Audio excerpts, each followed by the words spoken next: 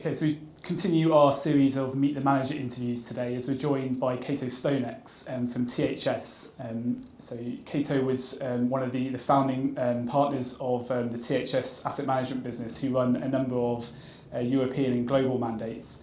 And we recently added their Continental Growth and Value Fund to our recommended list. Cato, thanks very much for joining us today. Good morning. I wondered if, to kick off, we could maybe just run through the investment objective of the Continental Fund and how you maybe differentiate yourself from some of the other peers in that sector. Yeah, sure. Well, we invest in listed equities in continental Europe with the aim of making both capital gains and income to hopefully ensure that people's hard-earned savings increase in value.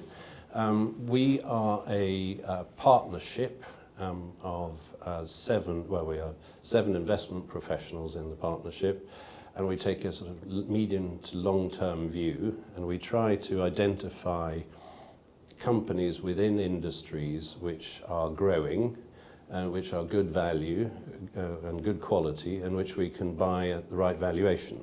So we have a sort of fairly rigorous process of identifying these long-term trends, and we do that via a set of about 600 company meetings between us every year, and we then, through talking to management, sort of extract the problems and challenges and opportunities both in their companies and in their industries.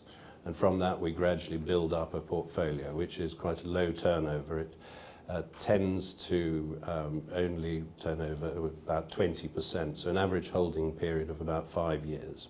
Sure. There's a lot going on in Europe, and even more so after the Greek negotiations.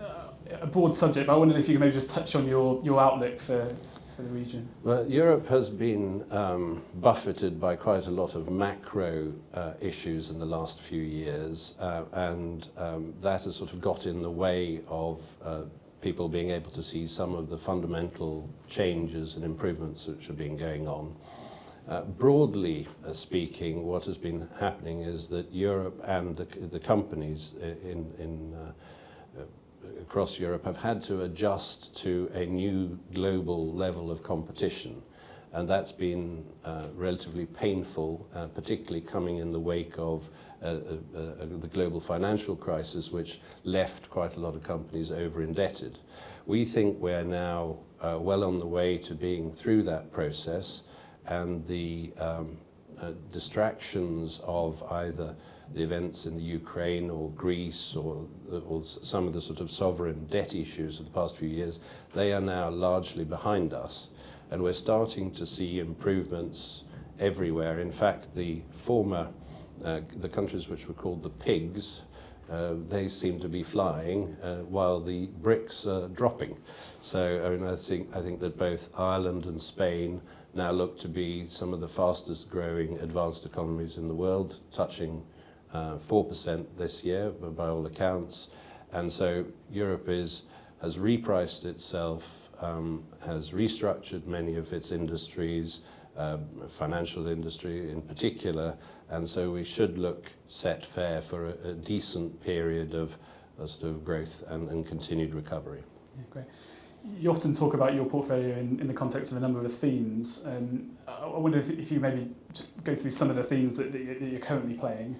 Well, as I said, these themes come from our conversations with the management of a lot of companies across the continent and seeing where their challenges and opportunities are. And over the last few years, e-commerce has been a particular area where it's been clear that there's been substantial tailwind and growth in that area. And we have found that we've been able to invest both directly in some of the companies, the sort of retailers in that space, but also there's been benefits for a lot of the logistics companies. For example, the German post office, which also owns DHL, the freight forwarding business, has benefited very dramatically as the sort of decline in postal services has been replaced by a dramatic growth in parcels being delivered from companies to consumers. So those sort of investments, that sort of long trend is something which is now one of the larger themes of the portfolio. Sure. If we delve a little bit deeper into that portfolio, is there maybe another particular stock that you think is particularly attractive at the current time? Well, there's a company in France called Vivendi, which is a media business which has been sort of reorganized in recent years. It was a bit of a conglomerate. Its largest asset, the remaining asset, it has the equivalent of B-Sky B, Canal Plus in France. That's not the largest asset, that's a slightly smaller asset. And then it owns Universal Music Group. And the music industry has been a very difficult industry. Revenues in published and recorded music has fallen by almost half in the last 15 years.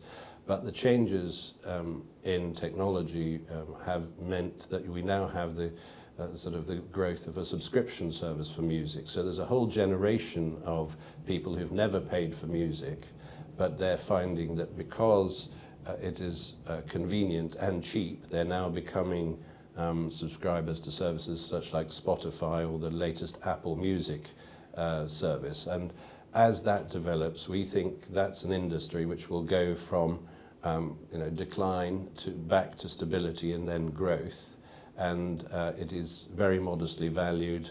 It is a very solid company with a lot of cash on the balance sheet and is now focused on, as a bit of a hidden gem, and should be able to sort of have a very good run in the next few years from that growth of those subscription services for music.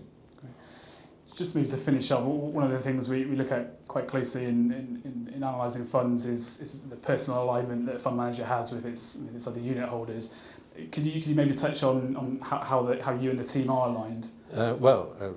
I've got my name on the door, so I suppose that is one serious alignment. No, we've been running the same funds for a very long time now. It's long only equity, largely either global or European. In this case, it's European. We are a partnership in the traditional sense of a law firm or a firm of accountants, and so we also run the funds together as a group, and that means that we are jointly and severally liable. So you can blame any one of us for any mistakes. And the other thing, of course, is we have substantially all of our own assets, or most of our own assets, invested in the funds. So as the Americans like to say, we eat our own cooking. And so I think we're about as firmly sort of aligned as we can be with the customers. Well, great. Well, Cato, thanks very much for joining us today. If you'd like any further details on the THS Continental Growth and Value Funds, then please contact your broker for a copy of our research note. And thanks very much. Thank you.